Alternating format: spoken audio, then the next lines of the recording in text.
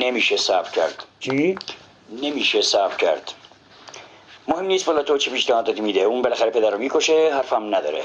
این کلید معماشه. باید سالاتو ربیم برد. مارک راست میگه. خب اگه بخوایم اونو بزنیم این یارو مکلاسکی چی میشه؟ این پالیسه چی میشه؟ میخوان با من ملاقات کنن، درسته؟ یعنی من با مکلاسکی و سولاتو ملاقات قبول میکنیم، ولی اول باید تحقیق کنیم و بفهمیم محل ملاقات کجاست.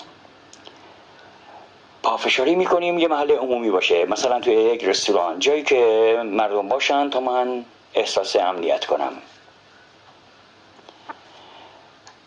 قبل از ملاقات منو بازرسی بدنی میکنن، درسته؟ پس نمیتونم با خودم اسلحه ببرم. ولی اگه کورمنزو بتونه راهی پیدا کنه و یه اسلحه اونجا برام مخفی کنه، اون وقت هر دوشونو میکشم.